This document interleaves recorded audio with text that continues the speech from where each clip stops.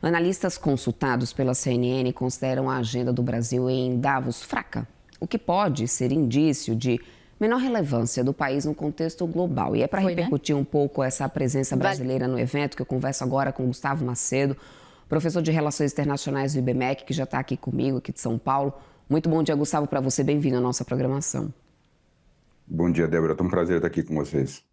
Gustavo, quando a gente tem aí já uma análise, uma percepção, né, dessa agenda mais fraca do Brasil, é uma agenda fraca de menor relevância econômica, política? São as duas coisas. Qual a avaliação que você faz nesse momento? Eu acho que a diminuição da delegação do Brasil em Davos nesse momento, ela é importante, mas ela também, a gente tem que tomar cuidado para não sobrevalorizar isso, porque o presidente Lula, ele é conhecido por ser uma pessoa que faz uso do palanque internacional. Ele faz isso tradicionalmente. Quando ele decide não ir e quando ele decide diminuir a sua delegação, isso, para mim, sinaliza que ele está mais preocupado com a agenda doméstica. Ano de eleição, essas não serão eleições fáceis, existe ainda muita incerteza com relação a essa corrida eleitoral. Nesse momento, essa semana, Lula está fazendo a agenda política no Rio Grande do Sul.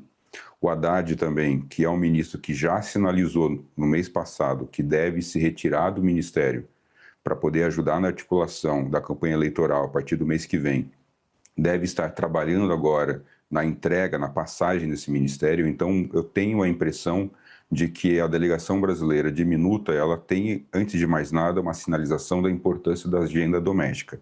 Por outro lado, também deve entrar no cálculo do governo brasileiro o fato de que Davos talvez não seja o ambiente mais interessante para avançar com um discurso multilateral neste momento. Nós temos agora, como a gente estava vendo agora há pouco, o presidente norte-americano Donald Trump chegando hoje para fazer um discurso que vai atacar o multilateralismo. Ele deve ir para cima dos seus parceiros econômicos europeus. Não me parece que o ambiente em Davos, nesse momento, seja um ambiente de muita colaboração. De todo modo, os empresários brasileiros e os empresários estrangeiros, eles têm razão em ficar desconfiados da ausência mais forte do governo brasileiro. Talvez isso seja, de fato, a sinalização de que o governo brasileiro não tem muito o que mostrar em termos de números. O que a gente vem acompanhando por parte de algumas agências especializadas, é de que há uma desconfiança muito grande com relação à responsabilidade fiscal que o governo vai conseguir entregar no final deste ano, ao chamado superávit, que tem sido uma bandeira que o Haddad tem batido bastante, mas que ainda não convenceu parte desse empresariado, e como é que as reformas, as reformas prometidas no discurso de campanha lá atrás, e como é que elas vão ser, de fato, finalizadas ao longo desse ano. Acho que existe, talvez, e aí eu termino aqui essa primeira parte do meu comentário, uma preocupação do governo brasileiro de se blindar a eventuais críticas caso ele faça promessas novas em Davos nesse momento.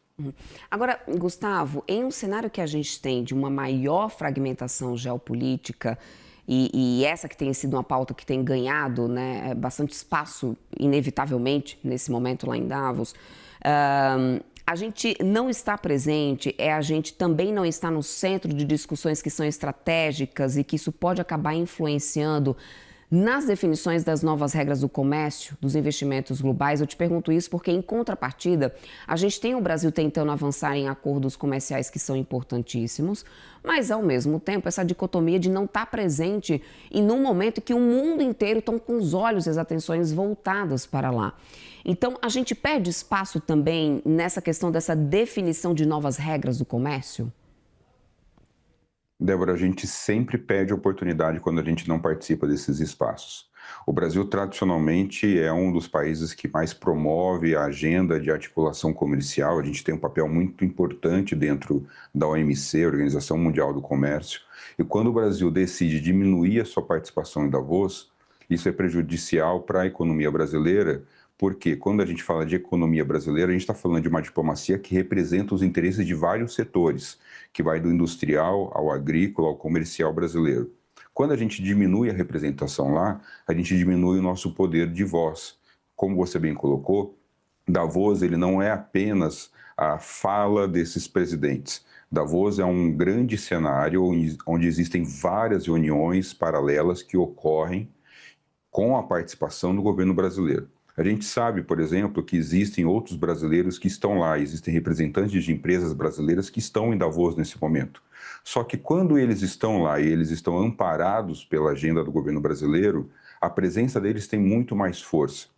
Então, quando a gente tem uma diminuição da delegação do Brasil nesse momento, a gente enfraquece um pouco a delegação das empresas brasileiras que estão lá. E, ao mesmo tempo, também, eventuais outros empresários, governos que estarão em Davos, que teriam interesse em fazer diálogo, articulação ou explorar possibilidades. Nesse momento, o Brasil, na minha opinião, deveria explorar mais essas agendas. Como a gente bem está falando, a fragmentação geopolítica ela tem representado aí uma perda da capacidade de negociação no espaço multilateral. Mas isso não significa que o Brasil não tenha espaço para tentar ocupar nesse momento. Justamente porque a relação entre Estados Unidos e União Europeia nesse momento está fragilizada, entendo que é o momento ideal para o Brasil aparecer e se colocar enquanto um novo parceiro. A gente ficou sabendo, por exemplo, que nesta manhã o acordo comercial União Europeia e Mercosul talvez seja adiado para o ano que vem por causa de uma decisão do Parlamento Europeu, que agora decidiu jogar para a Corte Europeia a decisão sobre a viabilidade desse acordo. Isso é péssimo para o Brasil. Então, o Brasil ele perde a oportunidade de colocar voz.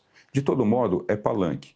O fato do Lula não estar lá, e o Lula não apenas enquanto quem está em campanha política, mas enquanto representante dos interesses brasileiros, significa que o mundo olha menos para o Brasil nesse momento. Uhum.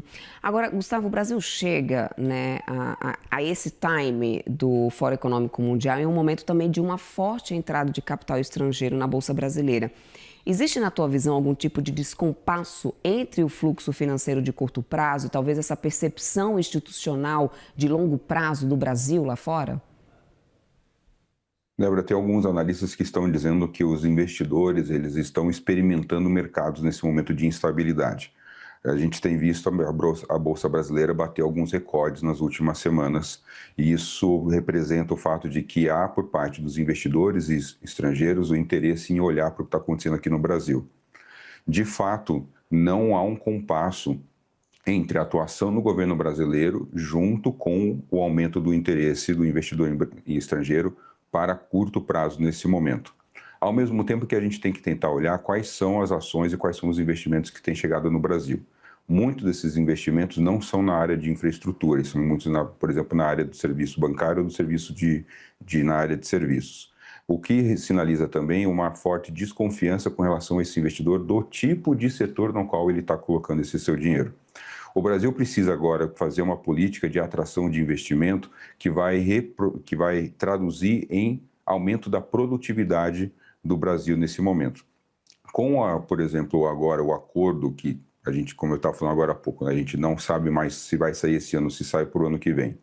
A questão do acordo União Europeia e Mercosul, a gente tem, por exemplo, um interesse muito grande por parte desse investidor estrangeiro no agronegócio brasileiro, que tem uma forte presença dentro da Bolsa. Isso também sinaliza o fato de que o Brasil poderia estar promovendo ainda mais essa agenda se ele tivesse alinhado com esse setor. Talvez isso também represente, e aqui é uma opinião minha, de que o governo brasileiro não está tão alinhado com o governo do agronegócio nesse momento para a promoção desses interesses. Fechamos o acordo com o Mercosul, isso é ótimo para o agronegócio brasileiro, mas parece não haver um diálogo tão alinhado entre governo e esse setor de investimento. Então, me parece que o Brasil ele está perdendo a oportunidade de atrair outros investidores para aumentar a produtividade e o fortalecimento do setor industrial brasileiro nesse momento. Perfeito, conversamos aqui com Gustavo Macedo, professor de Relações Internacionais do IBMEC São Paulo. Gustavo, muito obrigada pelo seu tempo, bom dia para você, ótimas análises. Até uma próxima. Até a próxima, Débora. Até mais.